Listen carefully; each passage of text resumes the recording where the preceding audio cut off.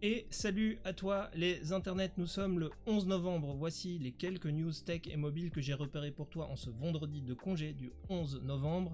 Et on commence tout de suite par une information pas drôle, c'est les gens de Salesforce. Donc Salesforce c'est le SaaS ou Software as a Service dédié à la gestion de la prospection commerciale qui a annoncé aujourd'hui avoir à dégraisser.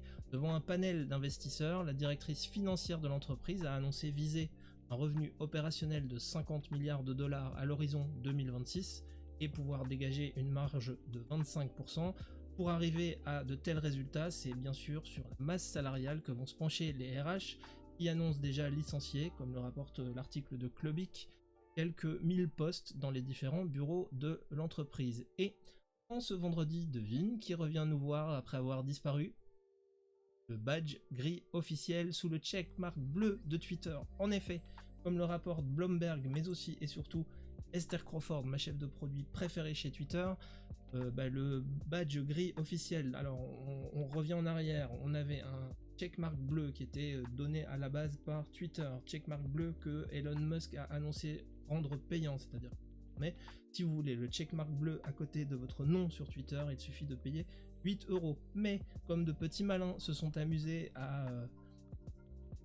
à tronquer cette possibilité en se faisant passer pour des officiels ou pour des marques ou pour des stars ou pour des responsables, l'entreprise avait très rapidement lancé un second checkmark qui lui était Official Account, qui apparaissait en dessous, qui était donné uniquement par Twitter et qui permettait de distinguer les plaisantins des vraies marques. Elon Musk avait annoncé que ce petit second marquage allait disparaître parce que c'était le bazar.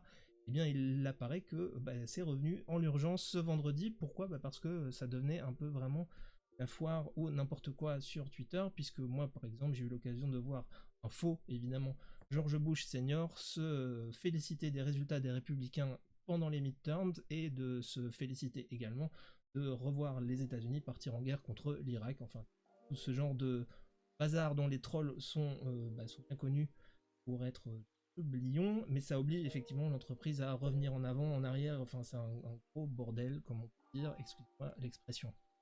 Et c'est amusant de voir effectivement le Esther Crawford d'abord annoncer que ce sont des tests, etc. Et puis de l'autre côté le support de Twitter dire we are currently modifying everything because there are so many trolls. To combat impersonation, we've added an official label to some accounts. La nouvelle vient de Twitter Support et aujourd'hui vous pouvez le voir à l'écran. Le moins qu'on puisse dire en tout cas, c'est que chez Twitter, c'est un sacré bazar et ça ne s'arrête pas là puisque le chef de la sécurité, par exemple, qui était présenté dans un assez long portrait du Wall Street Journal hier qui parlait en fait de ce pendant inversé d'Elon Musk qui était aussi démocrate que Musk était conservateur et qui pouvait faire une espèce de deux poids deux mesures, de double vision à l'intérieur de l'entreprise. Après avoir fait un Spaces avec Elon Musk pour rassurer les investisseurs publicitaires et dire que tout va bien, que Twitter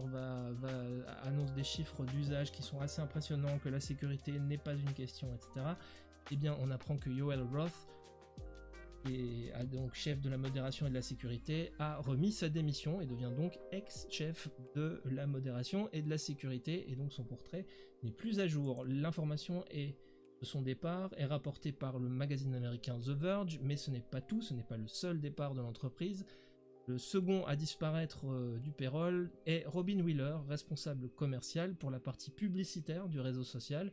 Lui aussi était présent au Spaces de la veille qui devait rassurer tout le monde, et lui aussi a remis sa démission. Ce ne sont pas des super nouvelles du côté de Twitter. Alors est-ce que c'est volontaire ? Est-ce que Musk va vraiment tout casser ? Ou est-ce que c'est vraiment conjoncturel ? Et il doit gérer le feu à l'intérieur de la maison, il à dire. Et on va terminer les informations de ce vendredi avec une news qui est remontée par le site Digital Information World qui nous parle de nos usages d'internet. Alors quels sont nos usages d'internet, me direz-vous ? Eh bien en fait le site rapporte les propos d'une entreprise qui vérifie nos usages et qui analyse nos comportements sur internet. L'entreprise s'appelle GWI.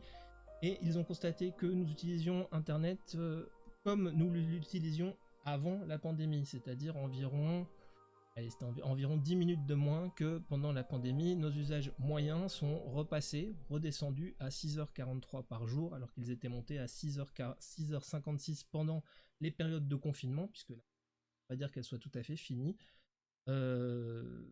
Ces usages-là sont donc revenus sur une espèce de normalité. On est revenu au plateau précédent, plateau qui date d'ailleurs non pas de 2020, mais de 2017. Je vais essayer de descendre dans la page pour que ce soit parlant. Voilà, on a le schéma. On voit vraiment qu'il y a 3 plateaux d'usage d'internet. Un plateau qui part de 2015 jusqu'à 2017 avec un gros boom en 2017 qui nous fait monter jusqu'à 6h43. Ensuite un second boom pandémique et confinement qui nous fait monter jusqu'à 6h56. Et puis on voit aujourd'hui le retour au plateau précédent qui date de 2017 et donc pas de 2020. C'est intéressant de voir que les usages n'ont pas beaucoup varié depuis 2017. 2017, l'article nous dit d'ailleurs que c'est surtout porté par un usage croissant des réseaux sociaux. Ça fait effectivement un pendant assez amusant avec ce qui est en train de se passer du côté des géants de la tech. L'un licencie plus de 11 000 salariés, l'autre le feu dans la maison et ne sait plus trop comment faire. Étrange, amusant, je sais pas trop, sauf peut-être pour les gens qui ne sont pas virés, pour les autres c'est moins drôle. Voilà, c'est environ tout pour aujourd'hui. Tu aimes ce que tu viens d'entendre ou de regarder malgré mes savonnages? Reviens souvent sur notre site internet. Tu verras qu'on fait des interviews, qu'on approfondit certaines infos et qu'on va plus loin que ce que je peux faire dans la revue de presse.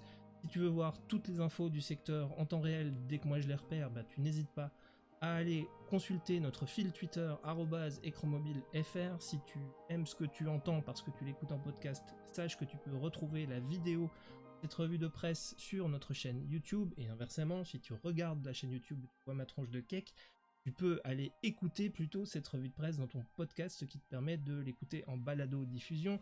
Cherche l'effarouchement des étourneaux sur ta plateforme de podcast. Je pense qu'aucun autre podcast tech n'a ce nom-là. Si l'idée, par exemple, te traverse de nous soutenir dans cette initiative de revue de presse quotidienne et que tu as toi-même des informations ou des actus que tu constates que je n'ai pas apporté, pas pointé, pas relevé, tu peux venir sur notre communauté Discord où on discute entre professionnels du mobile et des médias digitaux.